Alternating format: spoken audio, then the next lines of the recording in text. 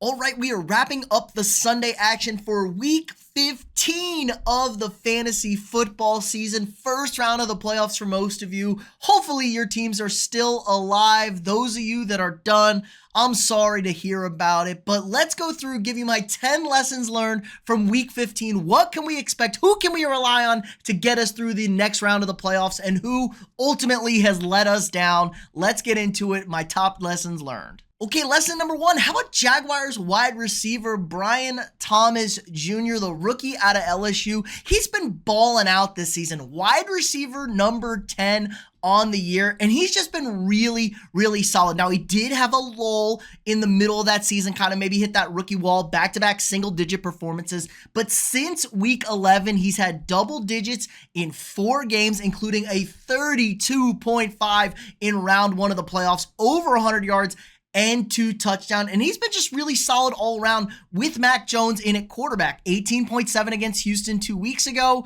16.6 against Tennessee, another solid. And he's got a great matchup moving forward against Las Vegas next week. So Brian Thomas Jr. feels like a guy you can just rely on for the rest of the year. It's kind of, it's Jacksonville. What are the Jags going to do? I don't care, man. BTJ is getting the rock. He's getting into the end zone. And the Jaguars, aren't a complete dumpster fire.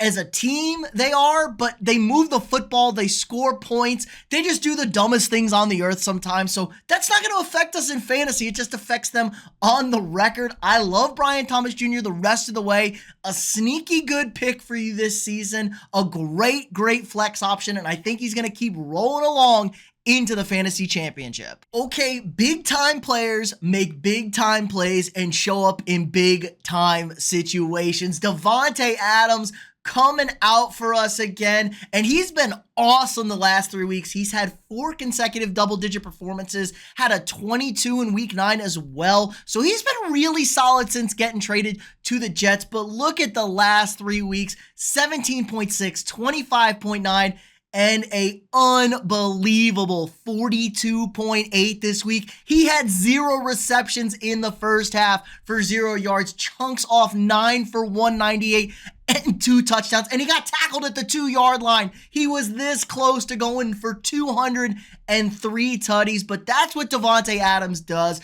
Aaron Rodgers, what a season it could have been for the Jets, is finding his guy. He's feeding him the rock, and he's still got something left in the tank. Felt like they're playing for a lot of pride out there. The Jets don't care about their draft pick. Honestly, if the Jets had an award for screwing up their draft pick by winning meaningless games in December, they would be the gold medalist. A decent matchup next week against the Rams. Not the best secondary in the world. It's also at home in New York. Maybe the send-off for the Jets, but Devante Adams balling out for us in the final weeks of the regular season and heading into the playoffs. This is the guy that you drafted, that you were hoping we could potentially get at the end of that second round, maybe even a little bit earlier. Maybe he fell to that third round for you, but Devante Adams, a bit of a roller coaster season, has been an absolute money play down the home stretch here. All right, and how about the most consistent and best fantasy player this entire season? Ravens quarterback Lamar Jackson, QB number 1, player number 1 overall on Sleeper right now. He has just been balling out all season. No games under 15 points this year. His worst performance was 15.8 against the Pittsburgh Steelers, so a little bit scary. That's his matchup coming up next week. But another 5 touchdowns for him today, 36 points, and we're looking at 20 plus points every single week, it feels like. 25, 22, 15, 32, 23, 24, 34.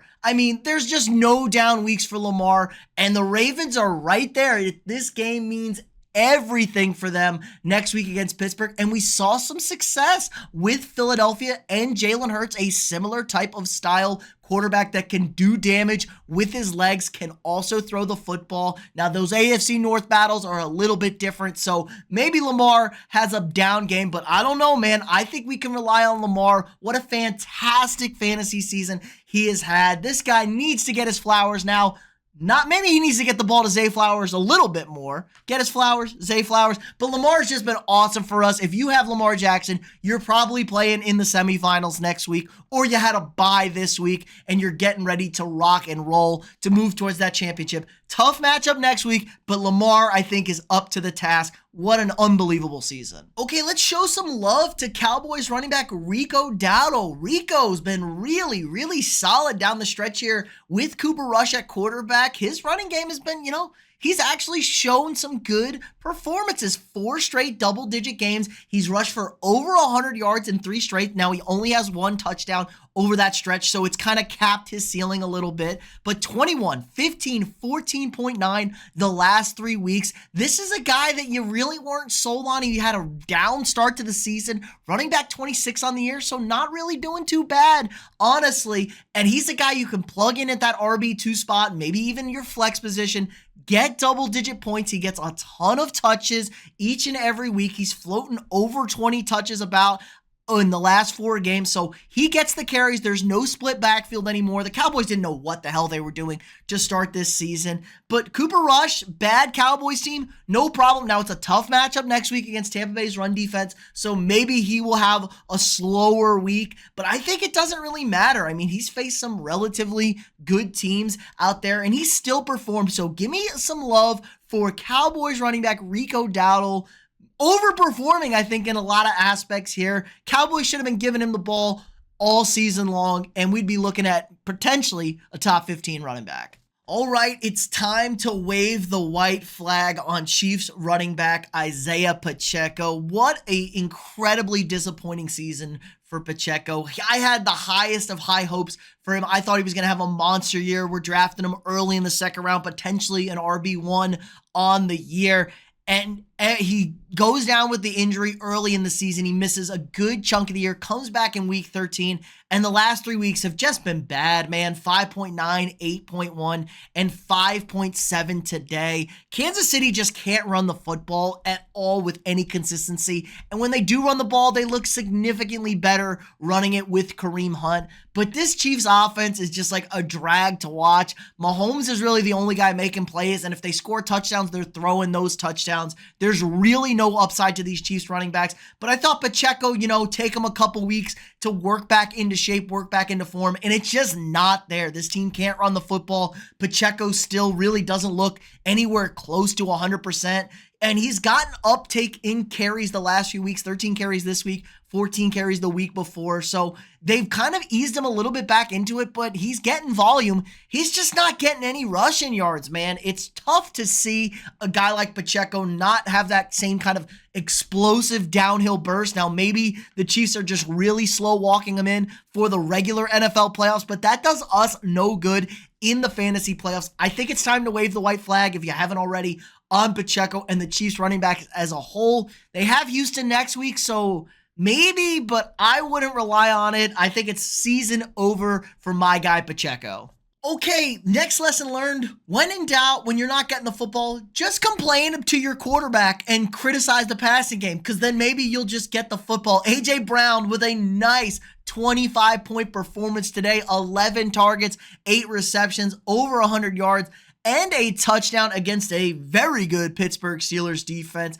And you know what? As a whole, A.J. Brown's been pretty solid. Only 1 single-digit performance since Week 10. That was last week against Carolina. A little bit up and down there. Has that 122-point game against the Rams. But the Eagles' passing attack, we know, it's just been limited. It hasn't been good enough. Brown missed some games early in the season. He's still wide receiver 26 with missing a good chunk there. 4 games, I think. Well, 3 games and the bye A.J. missed. So he missed some time there. And you know what? Overall, I'm happy if I'm an A.J. Brown owner. He was a first-round guy. Maybe not that monster season you were hoping for, but all around, he seems to make the difference in this Eagles passing game. If they can throw the ball to him, if they can get him open, he makes all the difference in the world. Want to see him get into the end zone more. Has a very good matchup next week against Washington. They've kind of struggled a little bit now. Marshawn Lattimore is working himself back from injury. That could slow him down potentially a bit. But look, the Eagles look great today against Pittsburgh, and it's because they were able to throw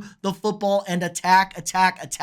Let's keep it rocking and rolling. A.J. Brown's going to show up for us in big games. He's kind of a knucklehead. He's kind of a loose cannon. But if you just complain enough, talk shit, stir up some drama in Philadelphia, in the Eagles locker room, good things seem to happen, I guess, because A.J. Brown rewarded with a big day for you in the first round of the fantasy playoffs. Okay, here comes old reliable Mike Evans. Was there ever a doubt that Mike Evans wouldn't get back up to form? Goes down, misses 3 weeks plus the bye, so out for 4-game stretch in the middle of the season. But Mike Evans, the guy who's been the most consistent, most reliable fantasy wide receiver for a decade now, always getting his 1,000-yard mark, is coming back into form.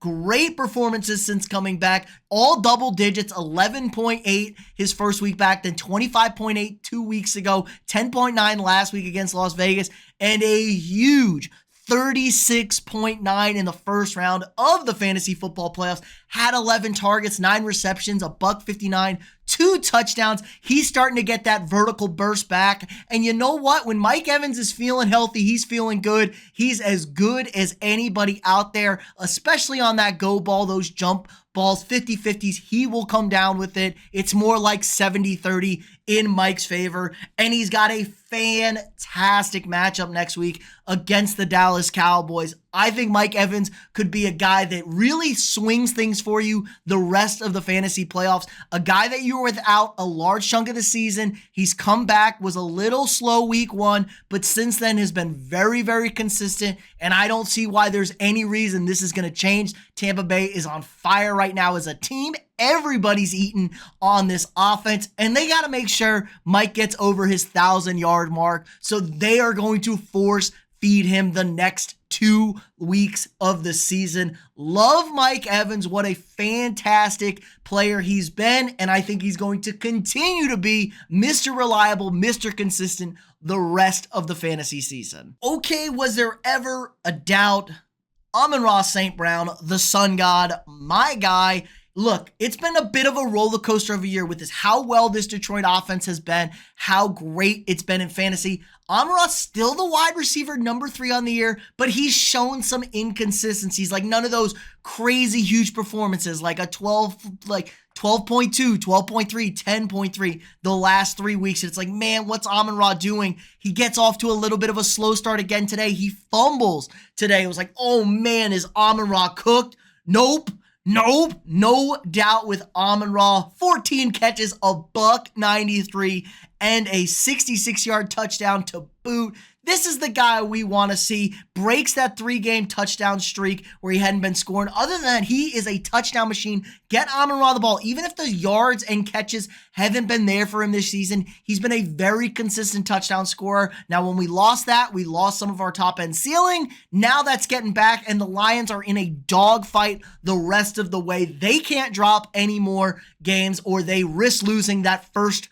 round bye in the postseason. They got Chicago next week. Might be a little bit of a tough matchup outdoors, but when in doubt, Amon-Ra is going to come through for us. He was a guy you drafted in the first round. He's been good for you all year. I think he's going to just show up when it matters most for us. Cold, bad weather in Chicago next week. He's a tough, gritty guy to go ahead and get those big-time performances. So never a doubt for my guy, Amon-Ra St. Brown.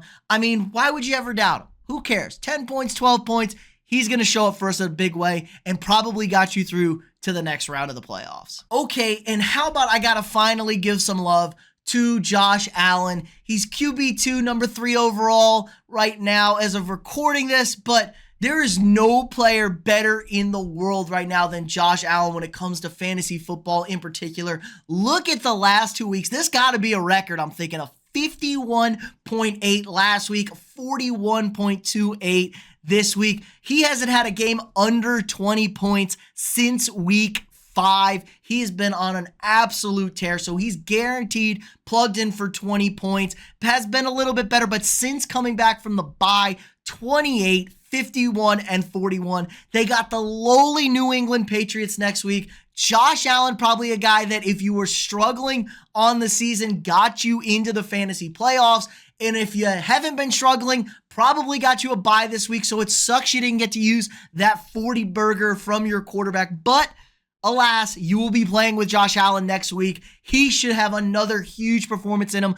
I think he's out of his mind right now, good in the best possible way. He's going for an MVP. The Bills need to keep winning football games to try and get the 1 seed in the AFC, and they are going to keep putting up points because this defense has shown a lot of real weakness the last few weeks. They are vulnerable to giving up scores, and that's exactly what we want if we're a Josh Allen fantasy owner. He's going to keep going out there, throwing for 300 plus yards, scoring 4, 5, 6, 7, 8, 10 touchdowns for us every single week. He's just that kind of player right now, and he's that kind of in a groove. Josh Allen, what an unbelievable run he's on right now, and I'm feeling great if I'm a Josh Allen owner that I'm bringing home a fantasy championship. And finally, maybe the dumbest thing and the most frustrating thing of all, when are players going to learn to stop dropping the football before the end zone? I mean, oh my Lord, it happens all the time. We had 2 today, a defensive score for Cincinnati. They had 19 points and they gave up a touchdown and fumbled. That's another 8 points right there. They could have had like a 25-point day for the Bengals defense, which is like the worst defense in fantasy this year. Jonathan Taylor, a guy who hasn't scored a touchdown in like 6 weeks. And he drops it going in for no reason. When are players going to learn? We see it multiple times a year. I figured since Deshaun Jackson did it, it would stop. And we kind of had a lull there for a while. Maybe we'd get 1 a year. It's an epidemic. What are players doing? It kills us in fantasy. It takes points on the board, off the board for us.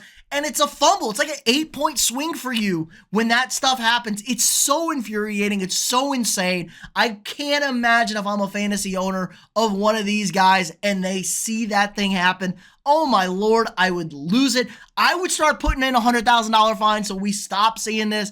I mean, good Lord, it's the most frustrating thing in the universe. When are they going to learn? When are we going to learn? I don't know, man. It's just crazy to think about. But that's going to do it for us today. Let me know down in the comments below, what were the lessons you learned in the first round of the playoffs? Who are you looking forward to? Who are you out on? Did Will Levis just destroy your entire season today? We didn't quite get to him, but that was a fun one. If you haven't already, drop a quick like on this video. Subscribe to the channel. We got all the daily fantasy content you could ever need. We got our waiver wire targets, your must-starts for every single position in every single matchup. I'm talking quarterbacks, tight ends, wide receivers, running backs, your must-start kickers and tier rankings, your must-start defenses. We got it all right here, so make sure you're subscribed. Check out the links down below. Again, like, subscribe, and share, and we'll see y'all tomorrow.